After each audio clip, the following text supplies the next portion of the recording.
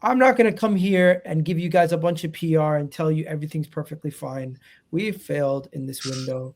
We have not done what we needed to do to improve the team. And everybody knows that. The manager knows that. The club knows that. The board knows that.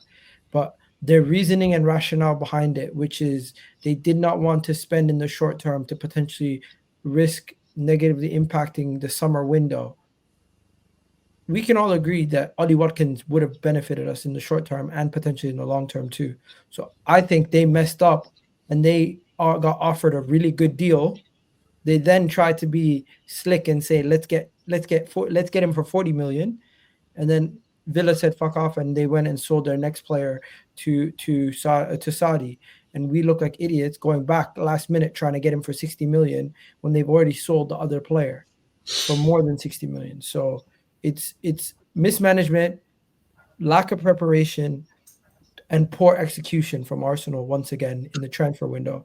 And we now need to go and get a director of football. We cannot go into the next window with Jason Eto, friggin' Richard Garlick, and Tim Lewis. We have 3 lawyers running the club who have no idea what it takes to get over the line. Tim Lewis is a football fan and a lawyer. Richard Garlick, yes, he has worked at clubs previously and he has some understanding, but Team Sky and West Bromwich Albion is not enough experience to say he knows what he's doing enough to get us to winning major honors. And Jason Eto, for God's sakes, the guy, anyone picks up the phone and speaks to him, I don't know if he's going to be able to get the best out of the negotiation. Mikel Arteta is the only person at this club that I trust. Everybody else, I don't have full faith in. Can I ask why? Because Mikel Arteta is the one doing the work that's actually getting us results. The people behind the scenes seem to not be able to get the job done. The people behind the scenes are the ones that are messing up these transfers, messing up the negotiations, taking forever to get deals done that we need to get done quick. And Mikel Arteta made it very clear he wanted a player. You had Declan Rice made it very clear he wanted a player. And you see he's getting performances out of this team with one of our best players out, where you have other teams like Man City, who've won the league 4 years in a row, have their best player out and they're capitulating. I personally think the only person keeping this club together right now and making it a serious club is Mikel Arteta. And a lot of these players are performing to a high level because of the tactics of the manager and the board and the people in charge of the club are looking at their next 5 years plan, and they're not looking to capitalize in the short term. They're trying to make sure that they get their bang for their buck for every single penny that they spend in the window. Question, Egal. Sorry to cut you. Can I ask a quick question? Because I'm catching up with what you're saying, and obviously I wanted you to be interrupted, but I've got to ask this. Do you feel sorry for Mikel Arteta this window then? Because it sounds like you said he's the only person you trust at the club now, and you feel like everyone else around him has let him down. So do you feel sorry for Arteta this window? Yes, I do. I do. I do. Why are you laughing? Are you actually for real? I listened to what you said. I had it on my phone when I went bathroom. Yeah, bro. Beyond Arteta, there's an asterisk on every single person at the board level. Well, so because Edu's left, that everyone's got an asterisk there. Because you weren't saying this before when they were signing Rice. To be fair, I was in 29. Dan, you weren't saying all that. Did I not say I don't trust the people? I don't trust the people above. Cool. Did you buy a shirt in the last 5 years? What does that have to do with something? Have you been to games in the last 5 years? Because if you don't trust the people that are running the hierarchy, yeah, you're part of the problem because you're buying the shirts. You're buying the merch. You're going to the games. You're doing this. You're doing that. If you don't trust the people that are running our football club, why are you giving them money? 1 second, Lee. Do you watch all your games illegally? Because you're giving Arsenal money also. I paid DAZN España for every Premier League game, mate. Yeah, but that's still going back to Arsenal. I don't give a shit. I ain't giving them my money directly. I'm giving it to DAZN, and I get Italian football. So I'm not giving them their money directly. I'm giving it to friggin'. Well, you're not. If you've not been to a game in the last 5 years, come on, Egal. Yeah, of course I've been to the games, but Lee, you're making it seem like I am a problem because I am actually taking time out of my hard-earned money to enjoy myself and support my team. You were doing it in a different way. You were doing it a different way. just because you're over in Spain and you're watching it on the TV, you're still paying money that's going back to the Premier League. How much do you reckon the $24.99 a month I pay to DAZN España actually goes to Arsenal?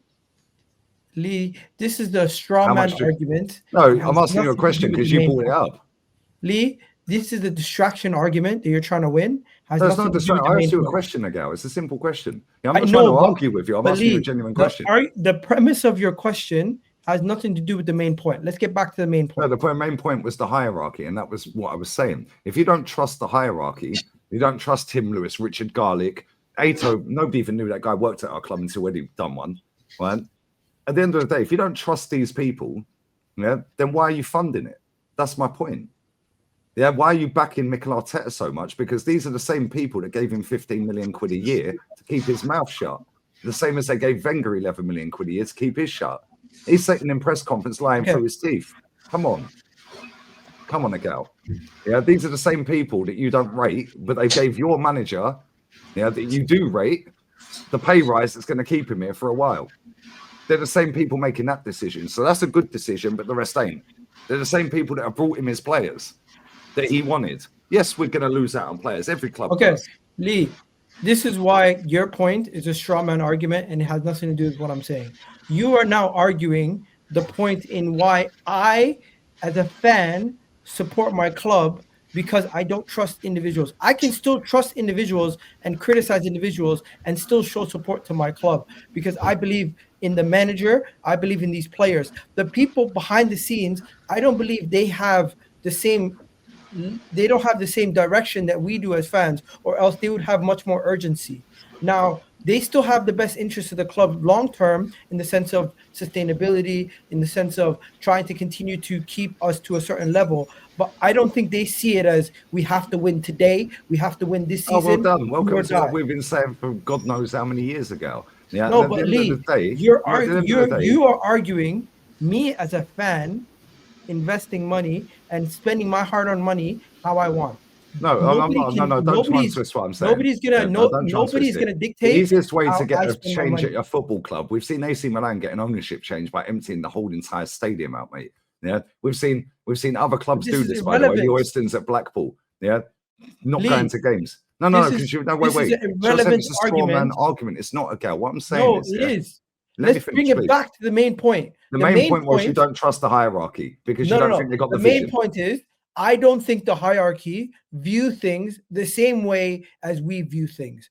The last 2 years, we nearly won the league, and they went out and they did not do enough to get us over the line the following season. Now, so why did the manager accept the pay rise then? One of the reasons why they didn't do it, they are extremely cautious of spending money incorrectly and setting the project back, because we all know if we invest money in a player and we don't get the right player and that player becomes a bust, it's going to take us a couple windows to get that player out. Egal, you could go and buy Jokeris on deadline day yesterday and then he could break his leg and he could end his career. Yeah, they have insurance for a reason. The clubs have insurance for a reason. Yeah, let's be real with it. Yeah, well, this is all waffle, respectfully. Yeah, at the end of the day, you don't believe in the people above. Cool, I get that. I understand that. However, the people above gave this man a contract on 15 million quid a year. Yeah, they're the same people, Egal, that have bought him his players. Right? Edu's left, Vinay's left, but we've still got Richard Garlick there. And I'll tell you one more thing as well. Every single person, other than the actual owner of the football club and his son, are more qualified to do their jobs than Mikel Arteta was when he got the job.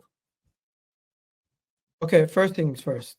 Mikel Arteta is the actual person who is making this club continue to compete at this level. His tactics, a lot of the players and everything that we've been doing, he's been getting the best out of them. Now, the board have not backed him this window to go and get what we need to get done this window because they didn't deem any of the players that they could get available worth the money, or they couldn't negotiate and get the deal done due to their poor negotiation. Whichever one it is, we don't actually know the ins and outs of everything. Now, what I do know is that these players have been performing to a high standard for the last couple of years, and that's not down to just because they're all of a sudden clicked and everything's perfect. The manager has done that. These guys are performing well and continuously keeping us in these title races because of the manager. And I think the manager is one of the main reasons why we're even in this conversation. And if I was to say what is holding this club together right now, it's not the Cronkies, it's not Edu and the board, it's not the fact that we've signed Declan Rice, it's not the fact that Bukayo Saka has been one of the best players. It's because the manager has been able to get the best out of these guys and get them to a level where they're in the conversation as one of the best players. I'm not saying Cronkies are the be-on and end-all problem, but the people running the club right now are too cautious. They're too cautious to go and splash the cash and get it wrong rather than They've doing splashed whatever 800 million quid, Egal. Come on, stop this. Let No, me ask but you one more one question. second, Yeah? Lee. Let me ask one more question. I'll let the other guys go. Yeah. That 800 million quid we spent has turned into a £1 billion plus club. Nobody cares. I'm not here for £1 billion plus club. Yeah, I'm here for trophies. Yeah, I don't care whether we make a profit or not. I couldn't care less. I don't care. So now you're the Cronkies spokesperson that you don't like. You don't like all the hierarchy. No, I'm not. Yeah, I'm but not now they've come in and done a great job on that respect. But they didn't buy him a player this window, so now they're shit. He asked me a question about Arteta, feeling sorry for him, and I was explaining to you guys why I feel sorry for Arteta. Because the hierarchy that you've now just popped up and said the players that they bought him have now turned into £1 billion, and we spent 750 on them, so we made profit. Fantastic. Yeah. The one thing I'll say, and I'll let the rest of them go. How many of these people were there, bro? Do you not realize what's happened at the club over the last couple of years? Yeah, we've won nothing. From since we've gone. Since we've gone from the day when we signed Pepe and we got rid of the Raul guy, we brought in Edu, we brought in Mertesacker, we tried to change the shift, but now we've gone away from footballing guys, and we now have 3 lawyers on the board running the decisions, and they are now running the club as a business, and they're not caring about going to get. So if Mikel Arteta, do you think Mikel Arteta then? Because this is a question I want to ask you, and I'll let the rest of them go because I don't want to take over. Yeah, right. Do you think that Mikel Arteta is seriously pissed off with that window then? 110%. He cool. said it. So the last thing I'll ask you then is why the fuck didn't he resign then? Why would you resign?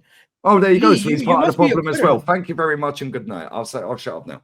Why would you quit? So he's now hiding their deficiencies to keep his own job with 15 million a year. That is my point. No, he voiced his opinion and he said he's disappointed. Just because you're disappointed doesn't mean you quit. For God's sakes, I'm not happy at my job. I'm not gonna just say, "Oh, I quit now because I'm not happy." No, really? You're gonna voice your opinion. You're gonna voice your opinion, and you're gonna try to build a better situation going forward. And they've also guaranteed him signings in the summer, most likely.